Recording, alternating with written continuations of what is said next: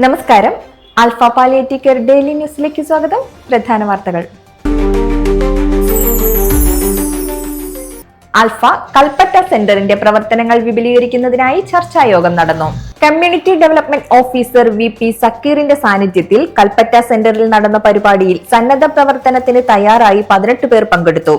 Vision 2030 state coordinator Amjith Kumar ആൽഫയുടെ പ്രവർത്തനങ്ങളെക്കുറിച്ച് വിശദീകരിച്ചു.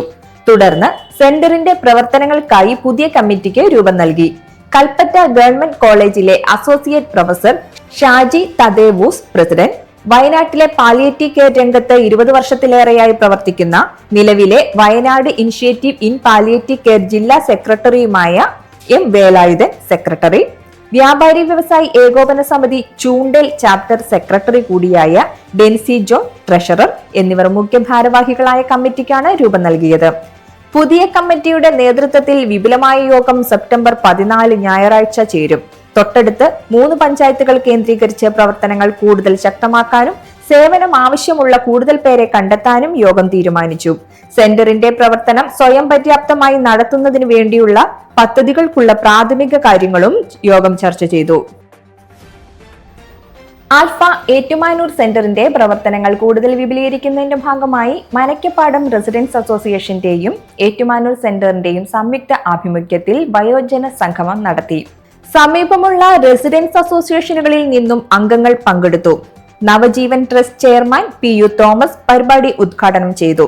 Alpha vision 2030 state coordinator Amjith Kumar മുഖ്യപ്രഭാഷണം നടത്തി.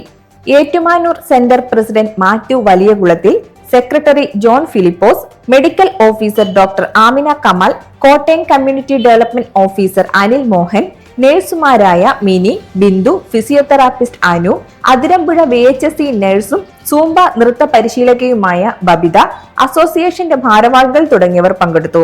വയോജനങ്ങൾക്ക് സെന്ററിൽ സൂംബ ഡാൻസ് തുടങ്ങുന്നതിന്റെ ഉദ്ഘാടനവും ഇതോടൊപ്പം നടത്തി. 150-ലേറെ പേർ പങ്കെടുത്തു. ഏറ്റുമാനൂരപ്പൻ കോളേജിലെ സോഷ്യൽ വർക്ക് ബിരുദ വിദ്യാർത്ഥികളുടെ നൃത്ത പരിപാടികളും ഉണ്ടായിരുന്നു. ഒല്ലൂർ സെന്ററിന്റെ പരിചരണത്തിലുള്ള സാമ്പത്തികമായി പിന്നോക്കം നിൽക്കുന്ന കുടുംബങ്ങൾക്ക് ഓണക്കിറ്റ് നൽകുന്നതിനായി കുടുംബാംഗവും കുട്ടനല്ലൂർ ലയൺസ് ക്ലബ് അംഗവുമായ ഹാൻസ് 20 കിറ്റുകൾ നൽകും.